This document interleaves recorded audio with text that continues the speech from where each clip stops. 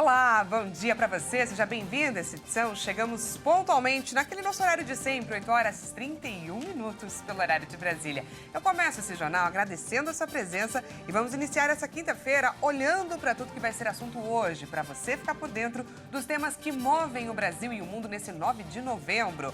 Vamos começar pelo nosso cardápio de notícias. Brasil vive momento histórico. Reforma tributária é aprovada em segundo turno no Senado. Passagem de Rafah é reaberta, mas a saída de brasileiros de Gaza é adiada novamente. Enel é notificada e autuada pela falta de energia em São Paulo. E a gente fala também sobre a onda de calor que atinge o Brasil. O alerta é de perigo para pelo menos 5 estados. A gente te conta tudo isso e muito mais a partir de agora. Seja muito bem-vindo.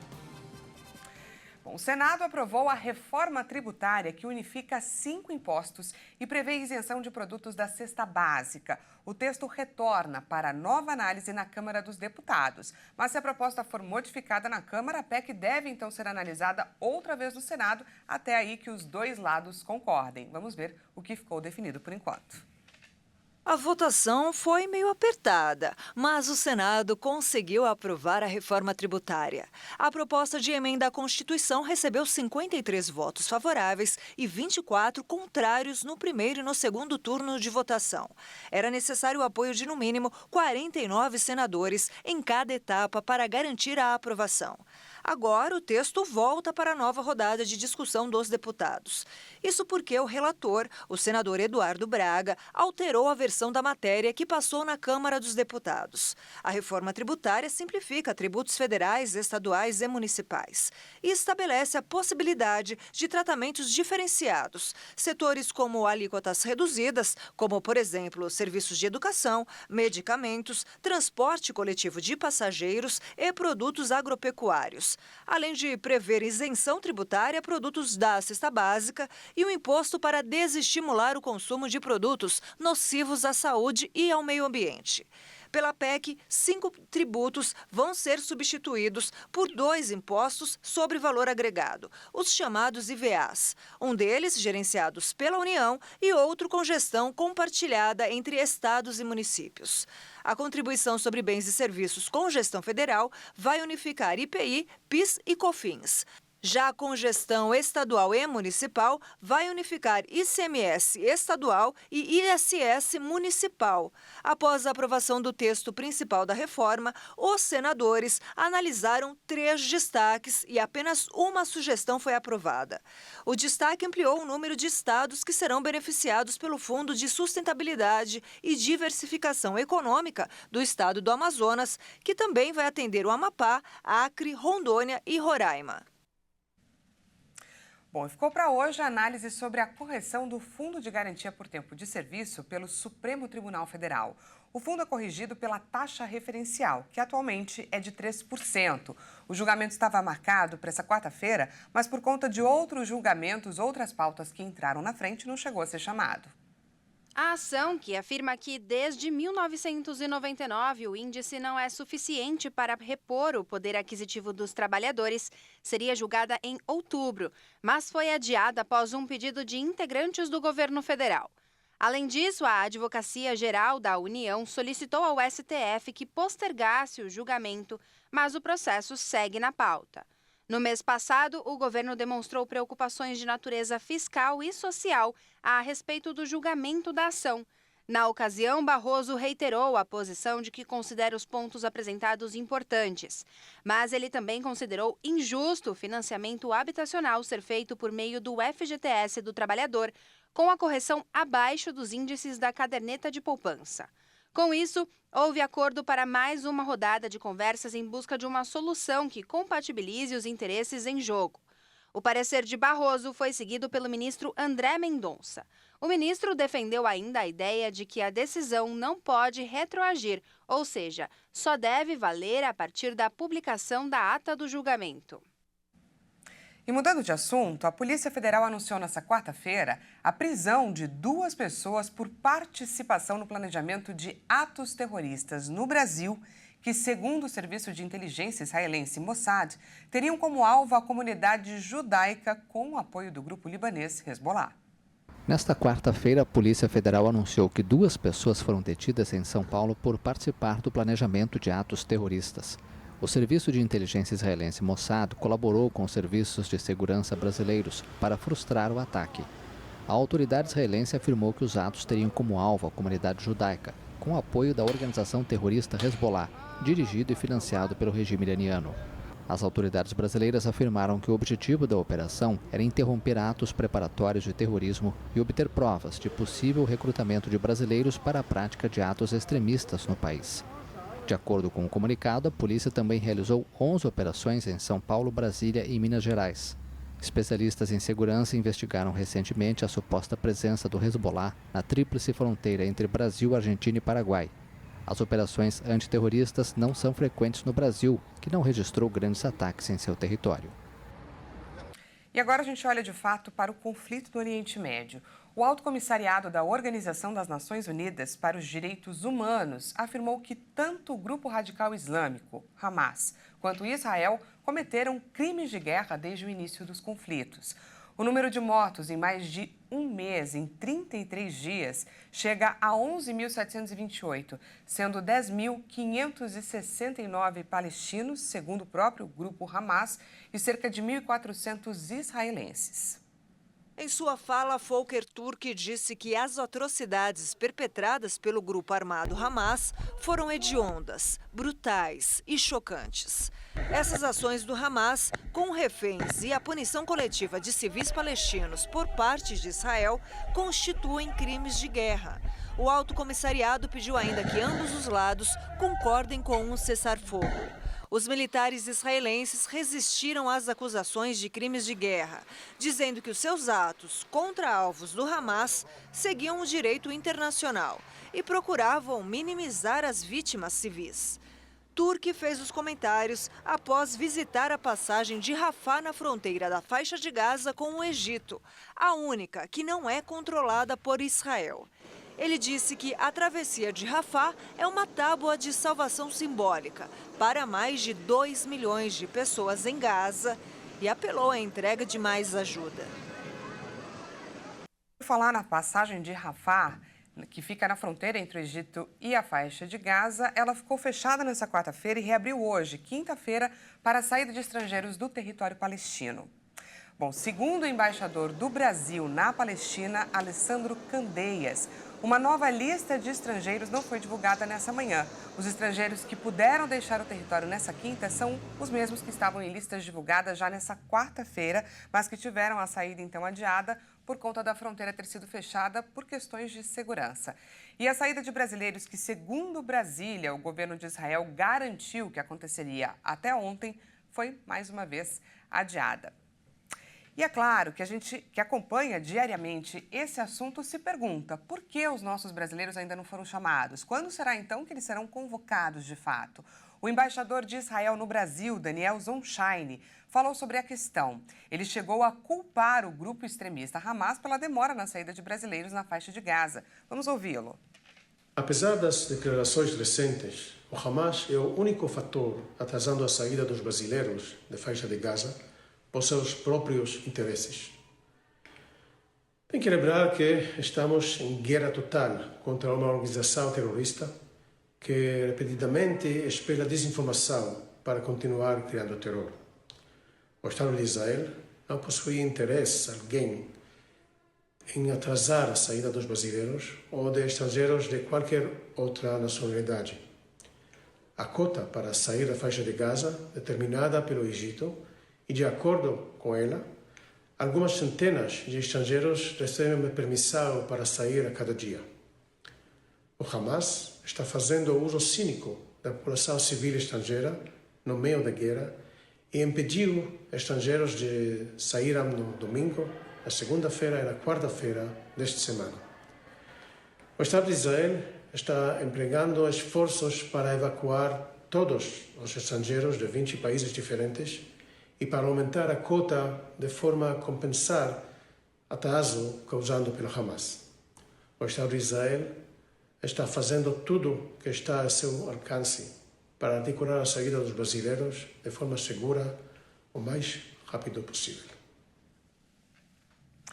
Cate Blanchett, embaixadora da boa vontade da Agência da ONU para Refugiados, a Acnur, pediu em seu discurso aos europeus que tomem medidas com relação à situação dos refugiados e forneçam financiamento urgente para operações humanitárias. A atriz australiana também falou sobre o conflito entre Israel e o Hamas e reiterou o apelo da Acnur a um cessar-fogo humanitário imediato e a libertação imediata de todos os civis mantidos como reféns. Blanchett lembrou que guerras, desastres naturais e crises políticas levaram ao deslocamento de 114 milhões de pessoas em todo o mundo e observou que a maioria delas busca refúgio em países vizinhos. What would you do? O que você faria se pudesse imaginar seus próprios filhos e filhas, suas crianças e netos na mesma situação? Então talvez vocês possam entender que muros, arame farpado e barreiras não são uma resposta. Walls, barbed wire, pushbacks are no answer. Blanchett pediu aos eurodeputados que garantam que as políticas da União Europeia se concentrem em proteção, não em reforçar as fronteiras, e alertou sobre as necessidades financeiras das agências humanitárias. Ela afirmou que a Acnur precisa urgentemente de 600 milhões de dólares, quase 3 bilhões de reais, até o final do ano. E uma comissão do Congresso americano que investiga Joe Biden convocou o filho do presidente, Hunter, para um interrogatório no início de dezembro. Os republicanos afirmam que Hunter usou a influência do pai para se beneficiar de negócios no exterior. Vale pontuar que todo esse movimento acontece às vésperas das eleições americanas. Os conservadores, que têm maioria na Câmara dos Representantes desde janeiro, acusam Biden de mentir para o povo americano sobre os controversos negócios do filho Hunter no exterior. O presidente nega categoricamente as acusações. Os republicanos afirmam que Hunter Biden usou a influência do pai, então vice de Barack Obama, para se beneficiar de negócios no exterior, especialmente na Ucrânia e na China. O chefe da comissão, James Comer, afirmou em comunicado que o Comitê de Investigações da Câmara dos Representantes seguiu o rastro do dinheiro e criou um registro de evidências que mostram como Joe Biden sabia, estava envolvido e se beneficiava dos esquemas de tráfico de influência da família. Além de Hunter, Comer convocou James, irmão do presidente, para um interrogatório no Congresso no início do mês de dezembro. A investigação tem sido bastante criticada pelos democratas. A porta-voz da Casa Branca, Karine Jean-Pierre, afirmou que o procedimento está se arrastando há um ano e não revelou a menor irregularidade por parte do presidente, simplesmente porque ela não existe. Apesar de ter poucas chances de resultar em um impeachment, a investigação pode se tornar um problema para a Casa Branca antes das eleições presidenciais de 2024, nas quais Joe Biden vai concorrer a um segundo mandato. Alvo de ataques dos republicanos, Hunter Biden também é julgado por posse ilegal de arma em um processo que pode condená-lo a até 25 anos de prisão. E veja a seguir. Enel é notificada e autuada pela falta de energia em São Paulo. Depois do intervalo, a gente te conta quais são os 5 estados que estão sob alerta para a nova onda de calor que atinge o Brasil. É já, não perca!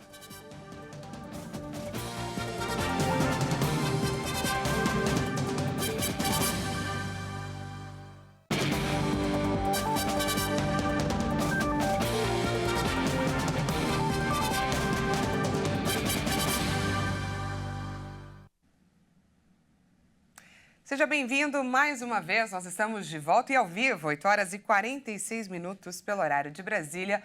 Voltamos com mais destaques nacionais dessa quinta-feira para você. As vendas do varejo superaram as expectativas e cresceram no mês de setembro. Segundo o IBGE, a alta também é registrada no acumulado do ano. O comércio brasileiro registrou em setembro alta de 0,6% no volume de vendas do varejo. Os resultados vieram acima do esperado. O consenso Refinitiv, que reúne as principais projeções do mercado, estimava que no mês houvesse estabilidade nas vendas. Segundo dados do IBGE, em relação a setembro do ano passado, as vendas do comércio varejista tiveram alta de 3,3%. O setor também acumula alta de 1,8% no ano e de 1,7% em 12 meses. O levantamento apontou que 3 das 8 atividades analisadas no varejo restrito ficaram no campo positivo no mês: móveis e eletrodomésticos, produtos alimentícios e bebidas e artigos farmacêuticos e de perfumaria. O setor de hiper e supermercado exerceu o maior impacto sobre o resultado positivo do varejo em setembro e está 9,1% acima do patamar pré-pandemia. As 5 atividades que tiveram variações negativas em setembro foram combustíveis e lubrificantes, vestuário e calçados, livros e papelarias, outros artigos de uso pessoal e doméstico e equipamentos e material para escritório. O varejo também registrou resultados positivos em 13 das 27 unidades da federação em setembro em relação a agosto, com destaque para as altas do Rio de Janeiro, do Ceará e de Mato Grosso. Você tem o costume de comer fora de casa? Tá achando que tá mais caro? Pois é, comer fora de casa tem pesado sim no bolso brasileiro. Um novo levantamento mostrou que uma refeição completa está quase 15% mais cara do que no ano passado, por exemplo. O famoso prato feito, mais uma bebida sem álcool, mais uma sobremesa simples e aquele cafezinho de lei para muita gente, hoje custa em média R$ 46,60. Isso é o que mostra a pesquisa feita pela Associação Brasileira das Empresas de Benefícios ao Trabalhador entre os meses de julho e agosto desse ano. Cerca de 15% a mais que o preço conferido no mesmo período de 2022. Hoje, o trabalhador gasta cerca de R$ 1.000 por mês para almoçar fora de casa todos os dias. Isso de acordo com um levantamento.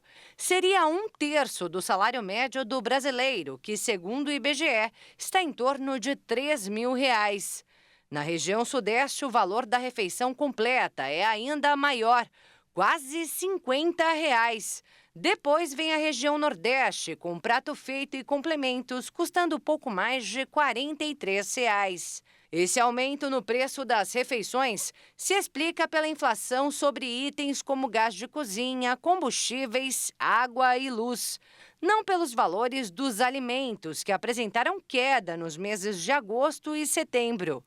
Com o supermercado mais barato, o jeito é investir na marmita feita em casa. Mais em conta e muitas vezes mais saudável. A Enel foi notificada e autuada pela falta de energia em São Paulo. Segundo a empresa, ainda hoje, quase uma semana do temporal de sexta-feira, mais de 1.000 clientes continuam sem energia aqui em São Paulo. A Secretaria Nacional do Consumidor notificou a Enel para prestar esclarecimentos sobre a falta de energia à população em São Paulo. A Senacom é vinculada ao Ministério da Justiça e Segurança Pública. A empresa também foi atuada e vai ser alvo de investigação na Câmara Municipal da capital e na Assembleia Legislativa do Estado.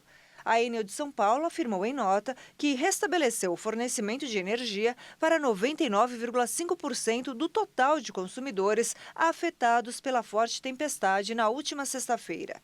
Cerca de 2.100.000 imóveis chegaram a ficar sem energia na área de atuação da empresa. Na tarde desta quarta-feira, após o prazo definido pela própria distribuidora se esgotar, 11.000 unidades de consumo permaneciam no escuro. Segundo a Enel, cerca de 3.000 técnicos seguem trabalhando nas ruas.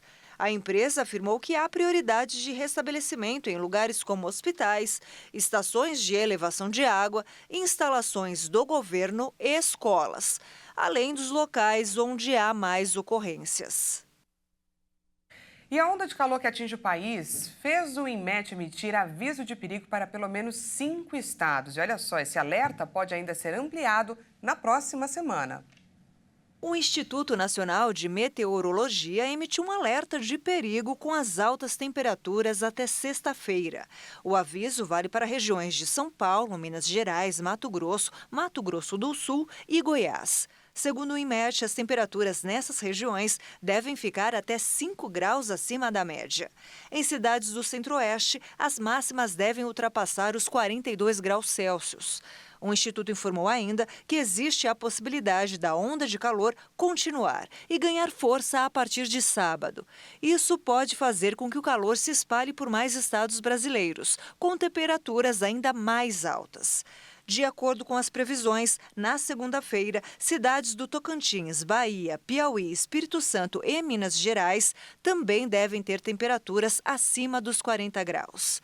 A onda de calor deve durar entre 10 e 14 dias e pode quebrar recordes de temperaturas. O calorão pode ser um dos mais intensos da história, com temperaturas de 45 graus ou mais no centro-oeste, interior de São Paulo e regiões de Minas Gerais. Em homenagem a esse calorão que atinge o país, essa edição fica por aqui, hoje direto da Áustria. Pois é, você confere imagens da montanha Hahnenkamm, que faz parte da instância de esqui e recebe a corrida anual de esqui alpino da Copa do Mundo. Pois é, por lá a coisa é radical, como você pode ver. Cenário digno de filme, não acha? Olha só, agora são 12h e 53 minutos por lá. E acredite, a temperatura máxima prevista é de 6 graus, mínima de 3 graus negativos para hoje. Já aqui em São Paulo, só para a gente ter aí a diferença, a temperatura máxima prevista é de 34 graus. Bastante, né? Muita diferença aqui pra gente. Será que a gente se acostuma a uma temperatura dessa?